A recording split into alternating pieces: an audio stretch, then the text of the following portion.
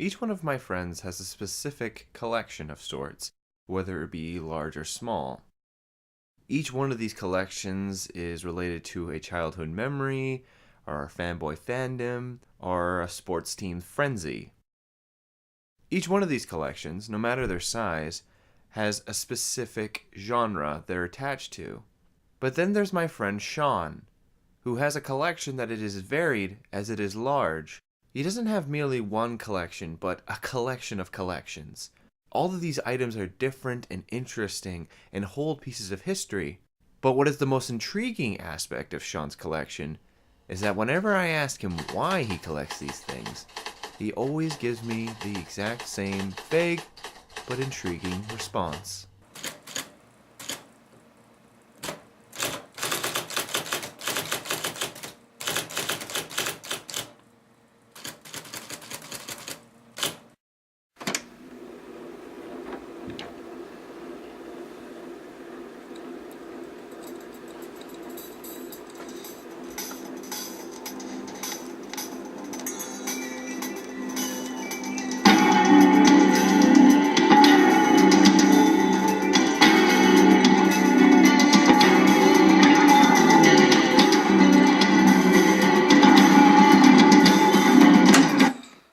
Inside the small suburban home lies a treasure trove of history, but not really the official history, more so the pieces of history that people have forgotten. But for Sean, it's actually what he wishes was his current reality. What year were you born? 1990. What year do you wish you were born? Sometime between 1965 and 1970. Why? Well, aside from the idea and the prospect of growing up and being young and going through my teen years in the 70s and the 80s, getting a start in life when things were cheaper and a little bit less rush as they are today. I enjoy the popular culture, the movies, the music styles, cars, and everything else of that era a lot more than I have of the popular culture and movies and music of the last 20 years. But despite what you think, Sean isn't out of the technology loop at all. In fact, he drives a 2008 Prius and has a thorough knowledge of current day technology. But as he shows me pieces of his collection, I can't be anything but transfixed.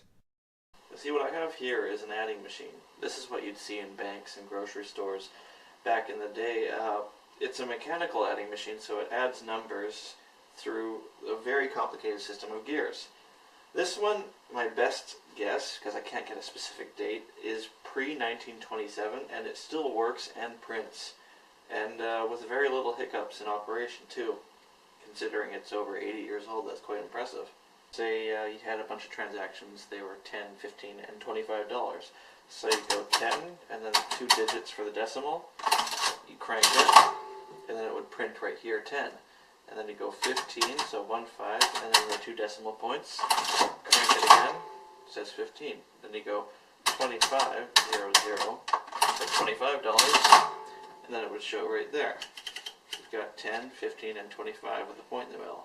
So if you want to add those together, you click total, crank, and then crank again, and it prints the total in red ink instead, so it shows you actually mechanically added 10, 15, and 25 for a total of 50.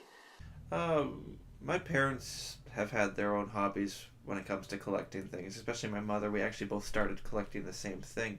We both collect old paper money and coins. She started the same thing in the 60s, just like I started in the 90s. That's one of the few hobbies I have when it comes to collecting that I've managed to keep going, although I've had many different collecting hobbies since. Other unique oddities in Sean's collections include a surprisingly large amount of Laserdisc movies, an 80s personal Sharp computer that you could perform Y2K on, and an atlas that is very out of date. So this is an atlas from 1914, and it's kind of interesting because if you go to the back, it shows an index of all the different cities and towns in Canada. If you go to British Columbia, it shows Abbotsford as the first town of only 300 people. If you keep going down, you can find places like Chilliwack at 1,657 people. The most interesting being Vancouver at 100,401. So if you consider that Abbotsford now has almost double the population that Vancouver did 100 years ago. It's even more interesting if you go back to the beginning of this atlas. There's a map of the war zone in Europe, in other words the war zone of the Great War, which we now know as World War I. So where do you find all this stuff? Generally, thrift stores like MCC and very specifically Value Village, I find that thrift shops are the best place to find old collectibles. Within the first minute of our hunt, we found an exclusive Batman Returns plaque poster. But quite quickly, I noticed that Sean wasn't enjoying this as much as I thought he would. Not anymore, no, not to the point where I actually go out of my way to collect things. I mean, if I find something interesting, I'll, of course, buy it if it's reasonably priced, but I found that, especially with the advent of the internet in the last 10 years, when it comes to collecting things with reality shows and websites, and is very specifically eBay, it's become very hard to find anything that's reasonably priced. Most thrift shops have started to put things in auction bins, which I just can't afford. See, they'll get many items on donation, and anything they think has any value, they will either just arbitrarily price high, put it on auction, or start looking on eBay. I actually see thrift shops now where they print out eBay listings and justify that as a reason to jack up the prices of old collectibles.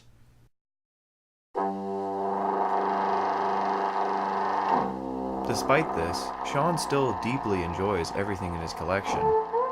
One piece in particular being a Roland Juno GI synthesizer.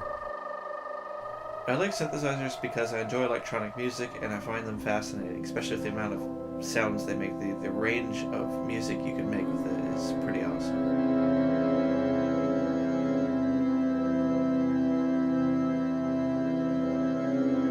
For those of you that guessed it, that is in fact Sean playing the score from the 1982 horror classic The Thing. He doesn't have any musical notes, he hasn't played this before, he's just going off of what he remembers. This, in turn, is why Sean truly wishes to go back to the 80s, because of his love for film.